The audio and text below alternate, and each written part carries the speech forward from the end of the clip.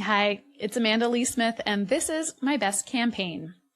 Now, if I wanted to get a dinner table conversation going and guarantee that people will have strong feelings about a topic, I would bring up barefoot shoes, especially in a room full of fashion and outdoors people, which is typically where I'm sitting. Folks have feelings about barefoot shoes, and today's guest is one of them.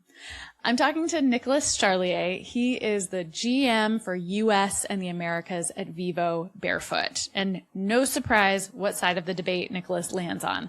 But I gotta say, he is a true believer. Nicholas is an endurance athlete who regularly races ultras and triathlons in barefoot shoes. And he has a fun career trajectory. He's one of those people who left college with the almost naive belief that he would just find a job that blends what he loves and what he happens to be good at. And he's managed to do exactly that. His entire career has been in sport and communications. And now he's building one of the most distinctive footwear brands in the market. I think Vivobarefoot is such an interesting case study. It's a totally distinctive product, but the marketing strategy is all about health education. To me, that is real brand building. It's a way bigger story than a funky looking pair of shoes that let you feel the ground beneath your feet. And they've pushed that brand idea even as far as building an education platform that teaches you things like bushcraft, connecting with nature. Nicholas recently moved to Austin to run the brand's US and Americas operations. And in this episode, we talk about how this British company is adapting its message for the US market, balancing science, style, and cultural relevance, and building community. We also get into the origin and lasting impact of Shoespiracy, which was a short documentary that Vivo created, and what it takes to turn a strong brand belief into an actual movement. So let's get into it. Athleticism and sport is such a central part of your life, from what I can tell and understand. And if I look at your CV, your whole career has kind of always sat at that intersection of sports and outdoor or comms and PR. And I think it's super rare to find that perfect Venn diagram, like so early in your career from the earliest days. Would you say that that was a deliberate choice every step of the way? Was it just luck? How did you always end up sitting at that sweet spot? It was deliberate, but it was also luck. When I left college, I was looking for companies that I didn't really honestly completely know what I wanted to do, but I was looking for companies or spaces I found interesting or passionate about. And that was kind of what I thought you were meant to do.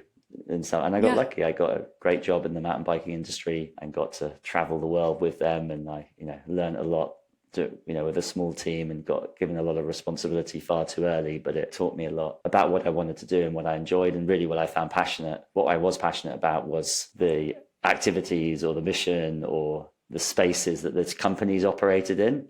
And that was what drove me and be that person in the brand that you can speak to it, that person in the friend group that you can speak to it.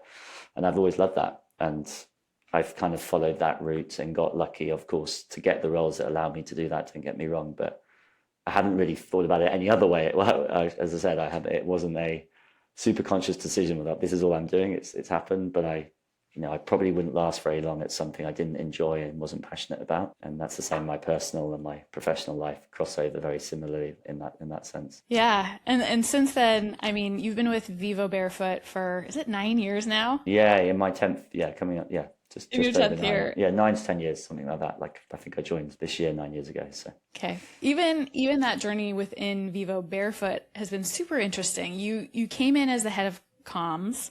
You moved into being head of health, very specific role that you don't find at every single brand. Then head of global community and education before your current role, which is GM of Americas, which I think you took on a year ago.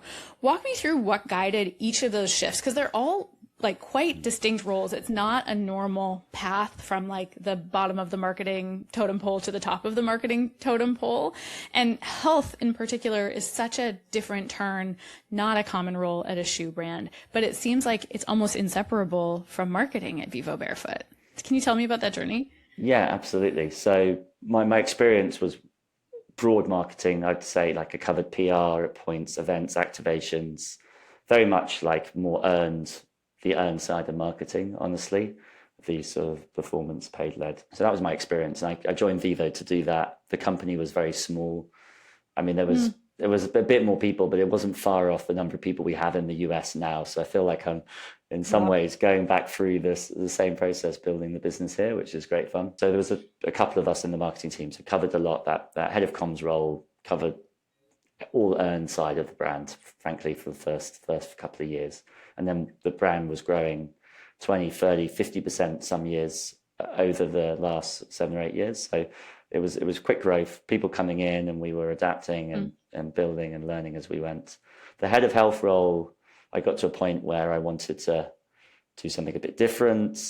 I wasn't, honestly, at that point, wasn't 100% sure what my career, as it were, path was. And health, or improving people's health and giving them the education to do so, starting with feet, was the brand's essence, and why it started, and why our founders, Galahad and Asher, started the brand, and what they wanted from it, and our proposition was fundamentally to the customers, that by wearing the footwear you will just improve your health. So we were looking at how we delivered that, and sort of the ideas we came up with was around launching a sort of health platform so we're not just offering footwear now, we're offering services and experiences and content online that will help you on that journey, whether it's foot focused, running focused, movement focused, right through to, we ended up doing bushcraft courses, anything that helps you connect with your health and connect with nature fundamentally. And that was called Vivo Health. We set up an educational program for personal trainers and health professionals that they get accredited by doing an online course on feet, and sort of other associated courses that we would do in person and online as well. So that was part of it. And then we're looking at the customer journey, like, okay, if you're just someone who's found out about a Vivo for a friend and you want to learn more, or you want to analyze your feet through online tools, what are those tools? What does it look like on the site? And how do we make sure you get the best experience and pick the right product? So these are all things that came under that head of health role, and sort of created a concept that was Vivo Health, that covered these areas. And that role evolved. Then some of the previous work I did as the team grew came back into that role. So you had a situation where the health part of the business sat with me, and then also the sort of community building, PR, on the ground, regional community teams, events, activations, ambassadors, influencers, partnerships, all those kind of things came back in. But the point is, the health message underlined what the brand does. It also underlined how we were talking to people about the brand as well. So yeah, it was an interesting role. I got to choose the name from memory, so that's maybe. I was going to say, did you guys just invent that role for you? Did it exist previously? I transparently cannot fully remember how that name came to be, but I might have chosen it myself. I'd have to check in with Galahad, our owner. I can't remember, but the point was we wanted someone that was focused on cross-functionally working with all the different teams, as well as managing this platform and this coaching program. We wanted to have someone that had ownership of that. So I could go in and make sure the right research has been used in the marketing, or making sure there is research in the marketing, and which there's plenty around the benefits of barefoot. It reminds me of Patagonia, actually. So I think the titles we give our senior leaders often are a reflection of our values. And the most senior leader of marketing at the moment at Patagonia, if I'm not mistaken, their title is like head of impact and marketing, which says, like impact, give back, environmental activities. Our marketing team is called the brand impact team. Yeah. So to me, I'm like, health is the most important impact that y'all are trying to have. Absolutely. And that was reflected in the marketing lead title. Yeah. It's really interesting. Yeah, I agree. And it puts emphasis, as I said, it puts some emphasis and intention behind what you're trying to do. And names aside, sometimes you need a label or a very clear statement or brief to make that happen, or ensure that continues to happen, which is what what the intention of that role was more broadly. Yeah. How does that evolve now as you're in this GM of America's role? What's changed for you? A lot, as you can imagine, not just geographically, but work-wise, life-wise, everything's changed. But the US is our biggest single market, and for some time was our fastest growing market. But we did everything from the UK. We had our central team in London, and we had a few people on the ground in the US, and they were managed kind of channel led, had a market, some the impact team would be, there's some impact team members on the ground in the US, which is still with us now, and then sales team, but it was all quite separated. The idea was to create a regional structure, which is now being adopted across the business, not just for Americas. So we look at North, South America now, and then you have EMEA and APAC as well. Since some success has been seen here, they've moved the whole business structure, which is great.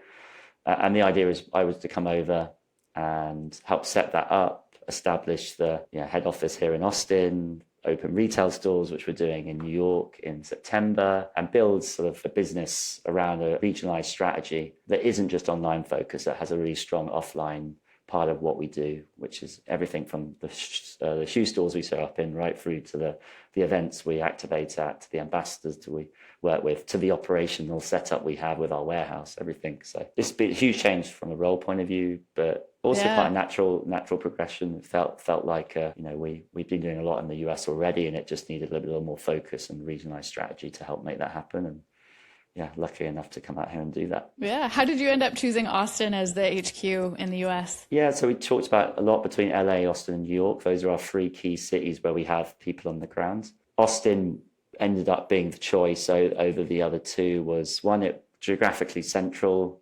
We're servicing the West Coast, which California is our biggest state. New York's our biggest city. Texas is actually our second biggest state. It's a pretty big place, as you know.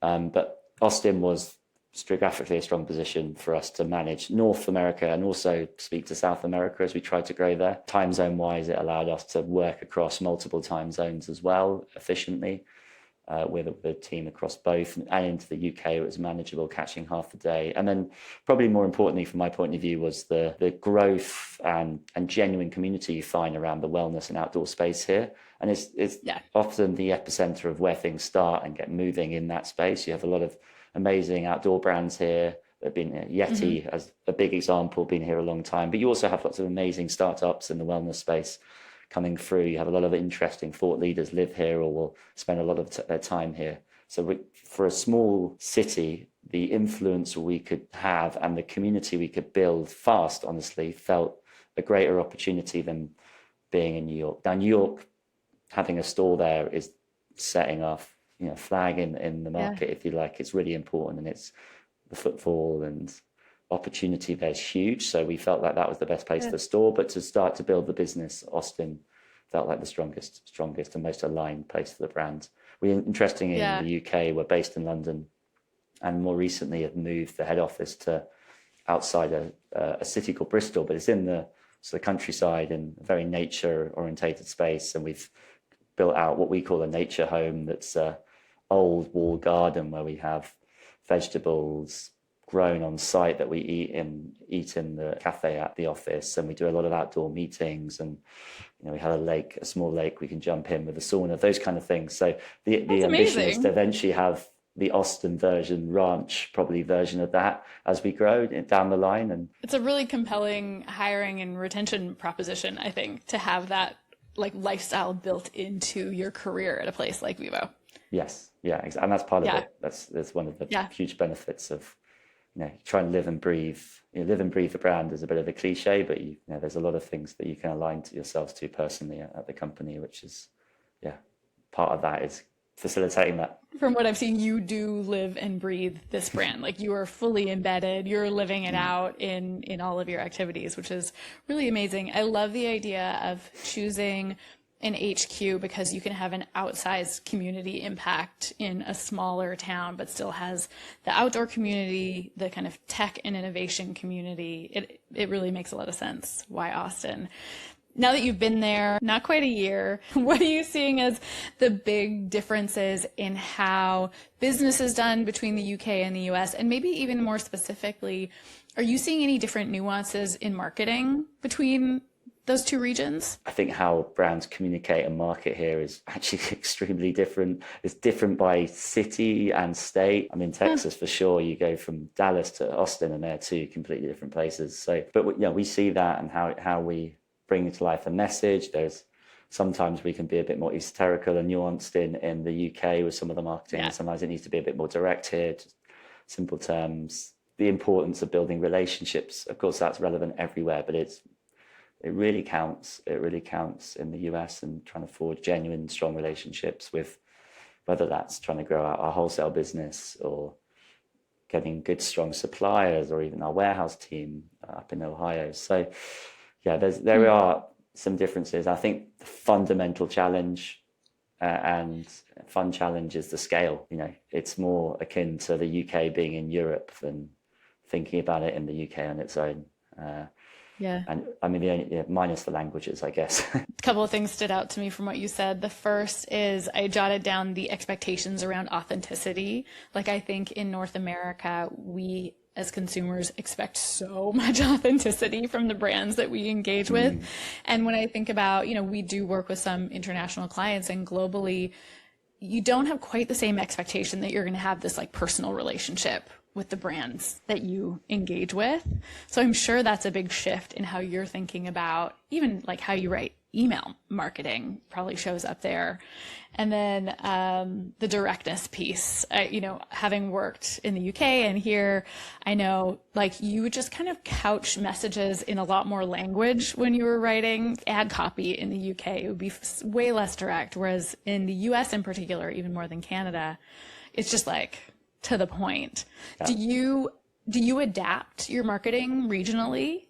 Yes and no. We have a sort of brand direction that we're trying to deliver, but part of this new setup is us doing that, and we will have to do that. And there's a strong feedback loop now with our team in the UK on how we actually regionalize the content that's coming through. And there's a campaign coming out soon where there's a lot of discussion around certain language and some of the headlines actually of the campaign and how they might resonate and how much we lean into those in the UK, being a bit softer in the US. So yeah, absolutely. And we have to do that. I think you notice it in the numbers, you notice it in the feedback when we're engaging partners and creatives or whoever, you know, whoever's helping us deliver a project. They, even just speaking to them, you see that feedback. So yeah, that's a big part of this new setup, the benefit of it, I would say. Does that include the athletes you work with? Like, do you find those are really regionalized as well? You really have to choose local athletes? Yes, definitely. A specific example, the sport in the US, sport's big everywhere, but sport in the US, particularly US-based sports like NFL, NBA, etc.,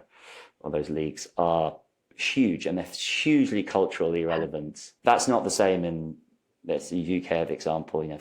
Yes, soccer, football is huge and culturally relevant, but not all sports have that cut through. Here it does. And so actually us working with an athlete can have a broader cut through than just someone interested in the sport.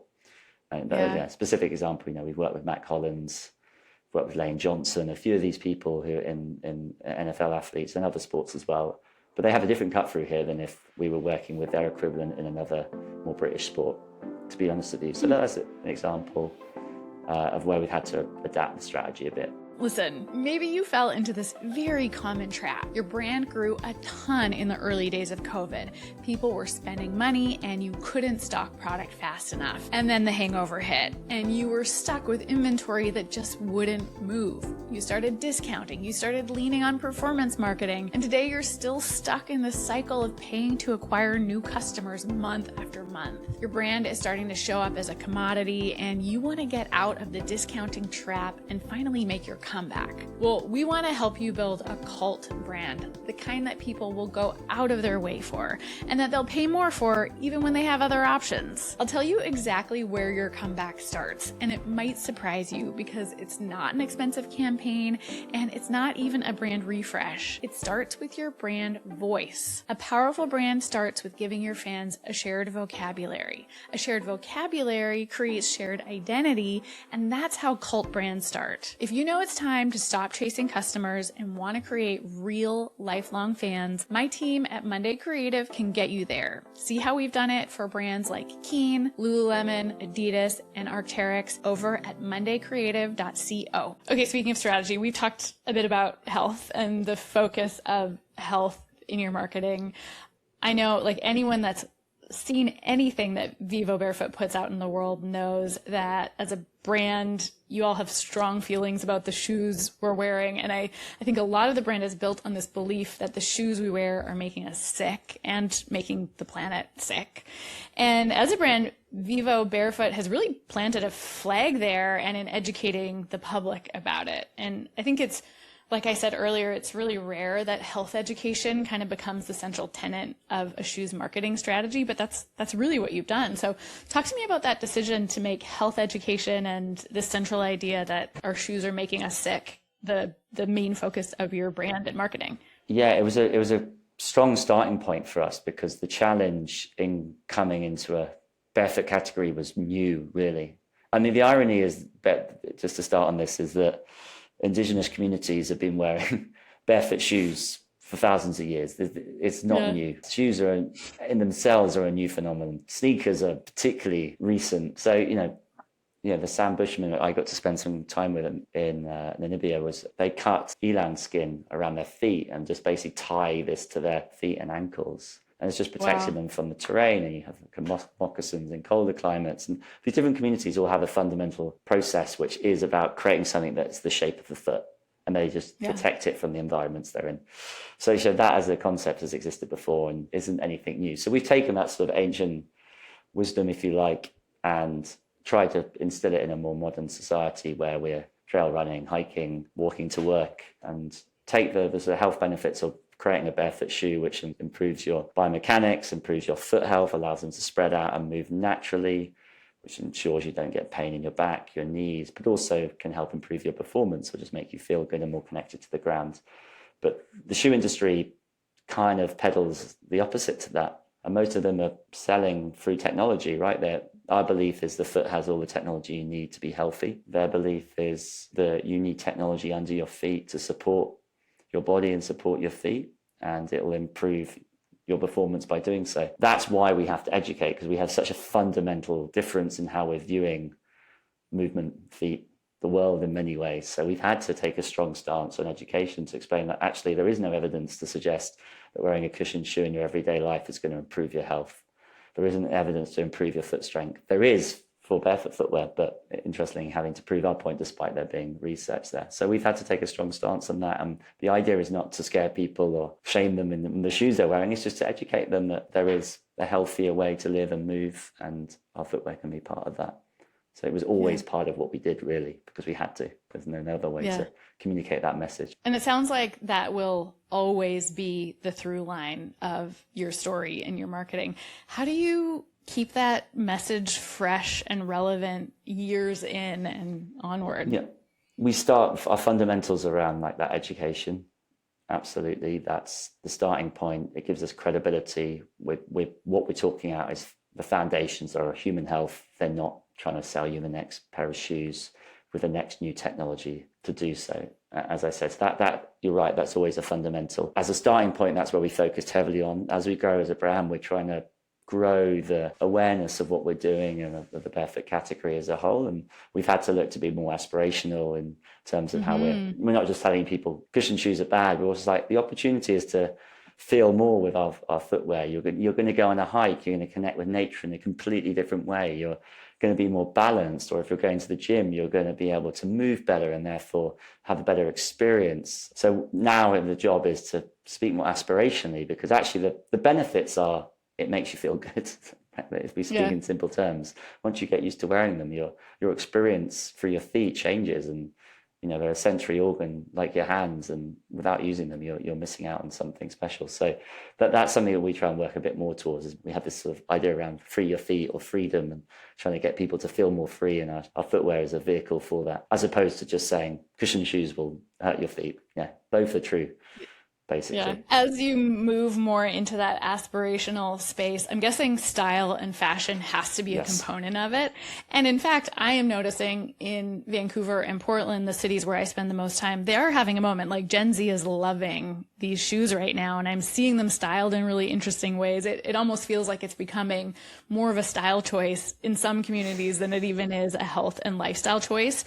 As a marketer, how do you balance that tension of like telling a style and a fashion and a newness story versus keeping that health story at the core? Yeah, I think it's style moves and fluctuates, and maximalists had a big moment, and now I believe, and it sounds like you're seeing the same, the pendulum is swinging to a more minimalist view. Our role is to have our foundations that are really strong and genuine, and then how can we create the products that make people feel good and look good and align with how they want to feel and their values, really. And so can we create good looking footwear that's healthy for you? That's obviously a massive challenge, and we'll always make footwear that's healthy for you by the designs we have, but how can we improve our style there?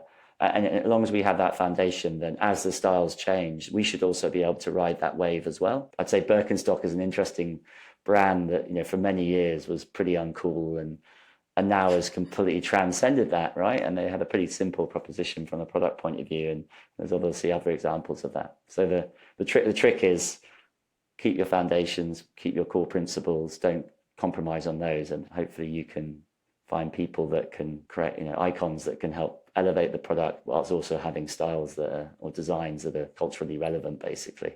So yeah, constant battle, and we're getting better at that. And the category is becoming more accepted as a result of that.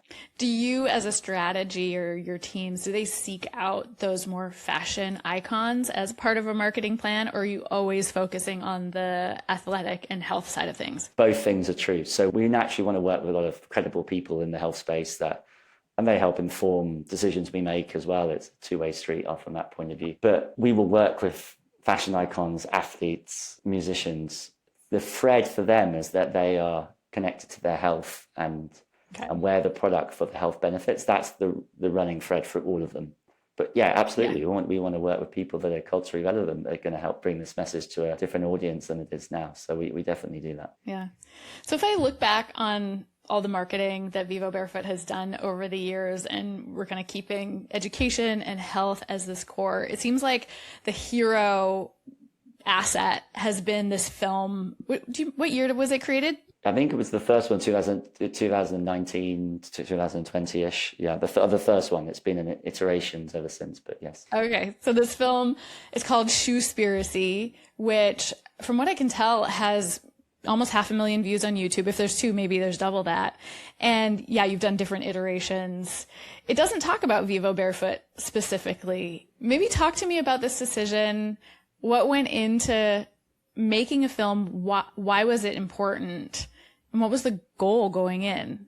Because it's not an ad. It's really like a health education video. Yeah. And at the time, you know, we were growing, but the barefoot category was small. You know, not many people knew about it. They didn't know about Vivo. They didn't really know about barefoot, or didn't have much information on the benefits. So to our point earlier, we had a real job to get people to understand the situation we are now, where people are living sort of quite cushioned lifestyles more generally, but particularly with their footwear choices, and how do we show them an alternative option that's going to make them feel healthier and improve, you know, the way they live and how they move.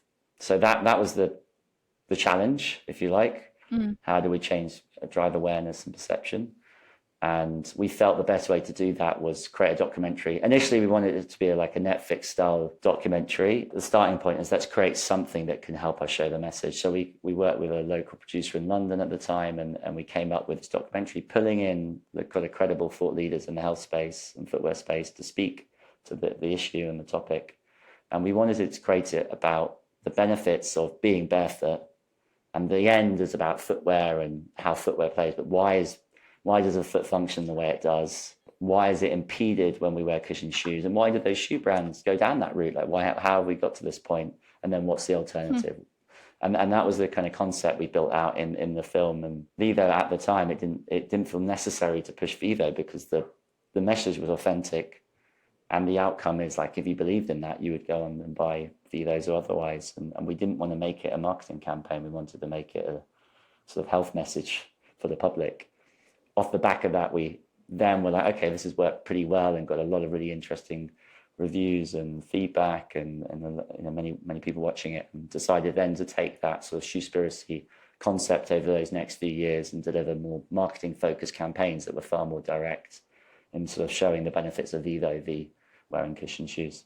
Did you have all of those assets sort of ready to go to support the interest that you imagined? That came later. No. So we, you know, it was a small business at the point. So we launched the film, we promoted that. We had its own website as an example. You know, it was really trying to make it an independent piece. And then off the back of that, lent into that. At the time, we're doing a lot of research with universities. So we had a research piece dropped with Liverpool Uni in the UK, where they did a study on people wearing Vivos for 70% of the time. No exercise, just everyday life, people in traditional shoes, and it improved their foot strength by 57%. So that was one study. There was others that, showed the benefits, and we were really trying to elevate that around that sort of shoespiritity message for the next 3 or 4 years. That was a big part of how we approached our marketing. So you create this documentary. How do you then think about distributing it to ensure that you're going to get max reach and the impact that you're hoping for? Yeah.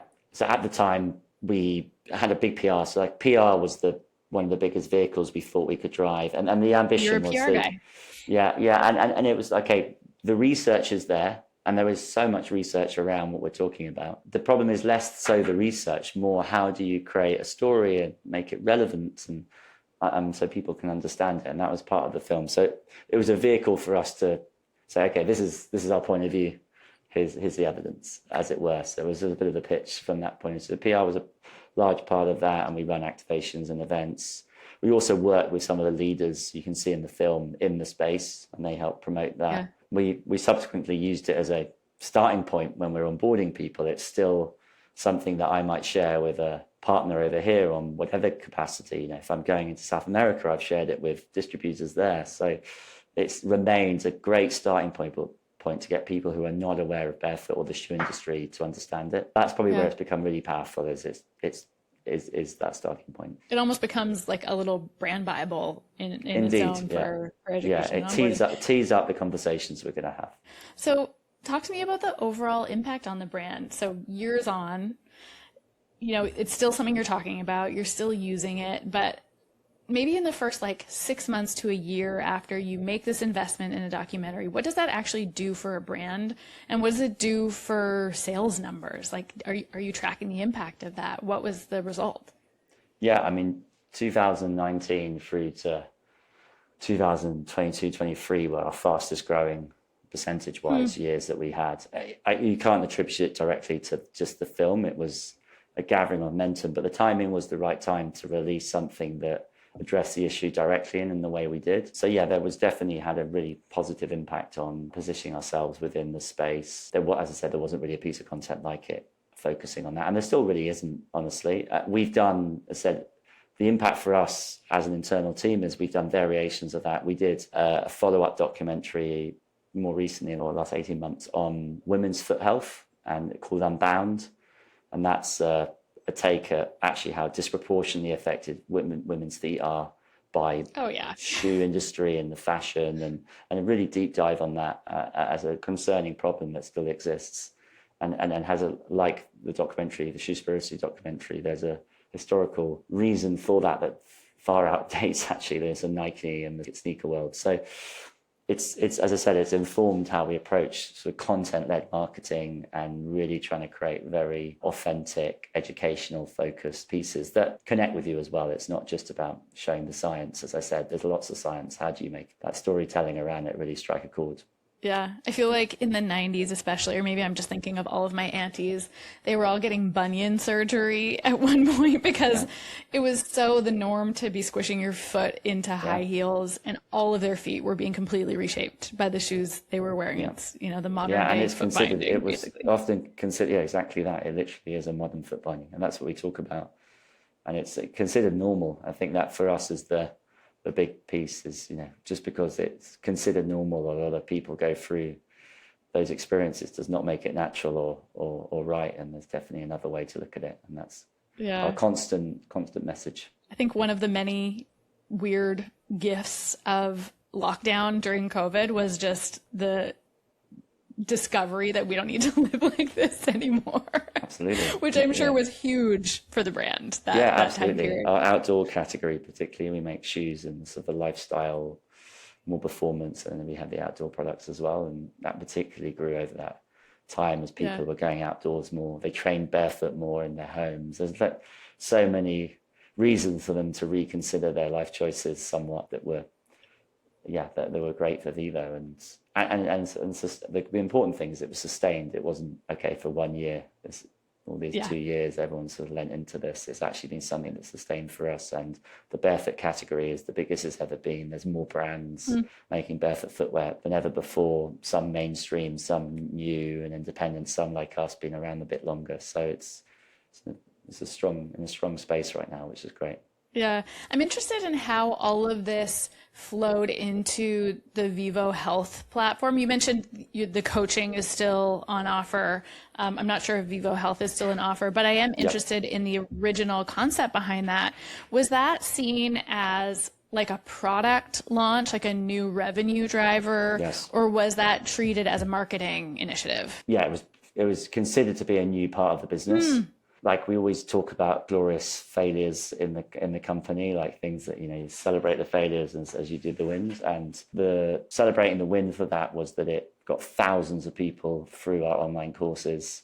The failure Wow. is that we didn't build like a profitable business out of the education platform, and actually the value, and that was just a misjudgment of maybe where the value is at. The value is that as people buy the products or get into their next products or just learning about the brand, want to have access to education. That wasn't the problem.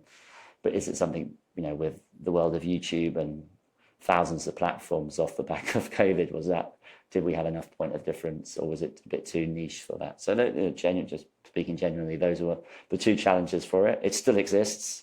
We still have, we still have many people going through it, still being integrated in future plans as part of the business. And as I said, our aim is like, how do we give you the best experience? If you're going to think about buying Vivos or you're going to wear them, how do we give you the best experience at whatever way you plan to use them, whether that's just everyday life or running or hiking or whatever it is, we're that platform there to support that. So it was Yeah. a success from that point of view, but definitely didn't drive as much revenue as the footwear, Yeah.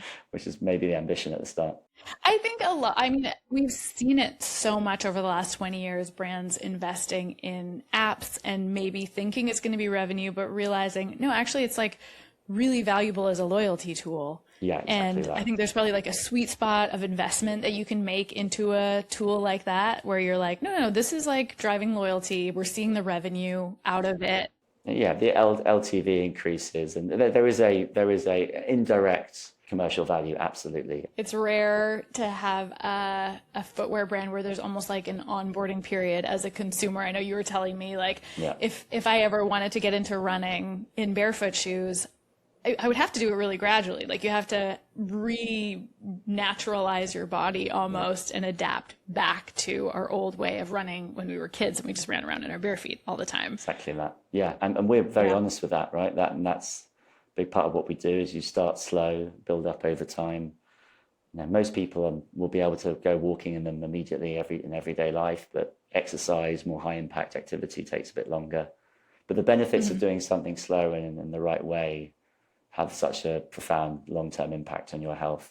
It's worth it. And in a world where we're at fast-paced, the Yeah. education is important to make sure people don't just jump in too quickly and have a poor experience. Yeah. Reeling back a little bit, Vivo is such an outlier. Like you don't have that many direct competitors because you're doing something so unique. So putting your marketing hat back on, I know you're in GM hat mostly these days, but if you're putting your marketing hat back on, where do you look for inspiration? Like what brands do you keep your eyes on to stay Yeah, inspired, even though you're so far out from everyone else? it's a mix of like personal and work, but they luckily cross over most of the time. So I thought Satisfy's entry into the market, I don't know if you know them, they're sort of a French-based trail running brand, Yeah. was pretty cool. No Yeah. better word for it. They challenged perceptions and the market and are selling pretty expensive gear and doing pretty well with it. So you have it there. I mean, they're bigger now, but at the time they were small, like Sansan gear. These are like interesting, like outdoor technical brands I really love. I just like how they operate, and the quality of the product is what defines them. Yeah. And then how do they take a very good quality product and emotionally connect it to people, which is a similar challenge to us in some ways. Brands like Wax are interesting from a streetwear point of view. So like, that's where I find it interesting, because I feel like we sit in the premium space as well. We've got value, be it how we make the products, with the materials we use, the Viva Health, the value we bring alongside it. We're not just trying to flog you a cheap shoe. We're trying to give you sort of a broader experience, and you're investing in something that will last a long time.